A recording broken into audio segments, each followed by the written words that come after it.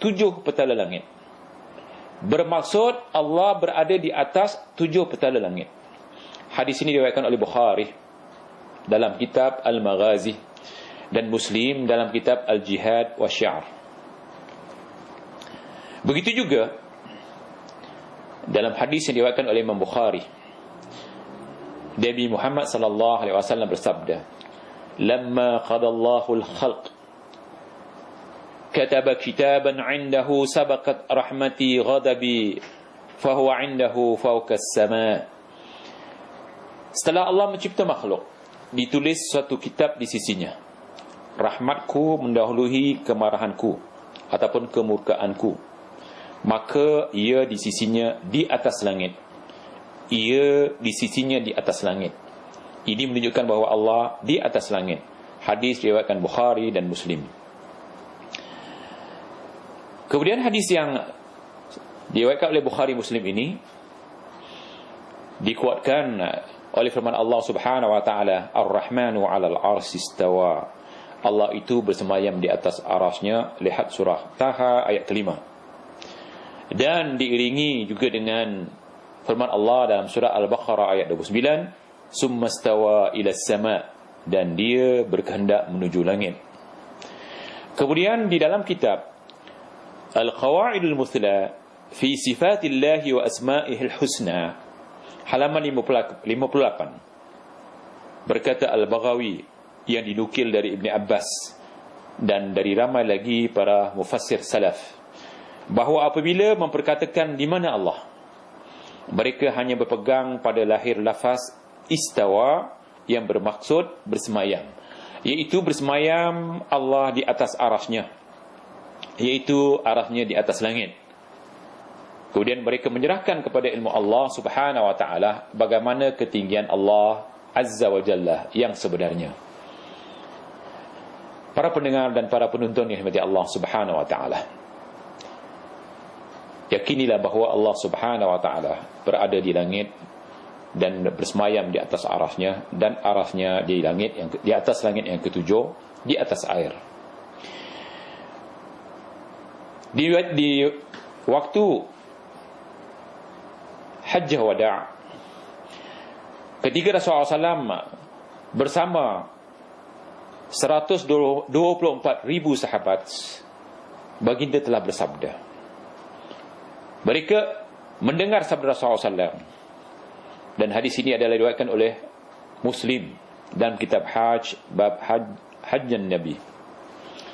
Iaitu Rasulullah SAW bersabda, "Ala hal ballaghtu?"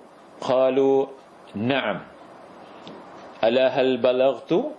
Qalu na'am. Ala hal ballaghtu? Qalu na'am. Wa kana yaqulu Allahumma ashhad, yashiru ila as-sama' bi usbu'ihi wa yaknutuha ila an-nas. Rasulullah SAW bersabda, "Bukankah aku telah menyampaikan?" Mereka menjawab, "Ya." Baginda mengulangi, "Bukankah aku telah menyampaikan?" Mereka menjawab, "Ya." Nabi mengulangi lagi, "Bukankah aku telah menyampaikan?" Mereka menjawab, "Ya." Nabi bersabda, "Ya Allah, saksikanlah," sambil menunjuk, memberi isyarat bahawa Allah di langit dengan telunjuknya, dengan jarinya, yakni menuju ke arah langit dan mengarahkan ucapannya kepada semua manusia. Sekali lagi saya katakan bahawa hadis ini diriwayatkan oleh Muslim dalam Kitabul Hajj, bab Hajjan Nabi. Jadi Rasulullah SAW mengisyaratkan tangannya bahawa Allah di langit. Dan para ulama salafus salih sepakat menegaskan bahawa Allah bersemayam di atas arasnya, di langit. Dan di antara para ulama salaf yang menegaskan bahawa Allah Subhanahu wa taala bersemayam di atas arasnya, arasnya di atas langit ketujuh, di atas air. Antara mereka ialah Imam Abu Hasan Asy'ari rahimahullah, yang dikenal sebagai Imam Ahli Sunnah wal Jamaah. Beliau telah menegaskan bahawa Al-Quran bukan makhluk dan diturunkan oleh Allah yang berada di langit. Dan beliau seterusnya menjelaskan di dalam kitab I'tiqad A'immatu Ashabul Hadis, halaman 50-51, bahawa Allah mempunyai sifat, mempunyai tangan Allah bersemayam di atas arasnya. Allah mempunyai sifat, Allah mempunyai tangan, dan Allah bersemayam di atas arasnya. Lihat i'tiqad a'immatu ahli hadis halaman 50-51. Begitu juga beliau menambah, wa ajma'u ala annahu ta'ala fawqa samawatihi ala arshihi. Dan mereka, yakni para ulama salaf, mengikut apa dijelaskan oleh Imam Abu Hasan Asy'ari, telah ijma' bahawa sesungguhnya Allah Ta'ala di atas langit, iaitu di atas arasnya. Saya ulang, ditegaskan oleh Imam Abu Hasan Asy'ari dan mereka, yakni para ulama salaf, telah ijma' bahawa sesungguhnya Allah Ta'ala di atas langitnya, iaitu di atas arasnya. Lihat Risalah ila Ahli Thawr, Risalah ila Ahli Thawr, halaman 231-232.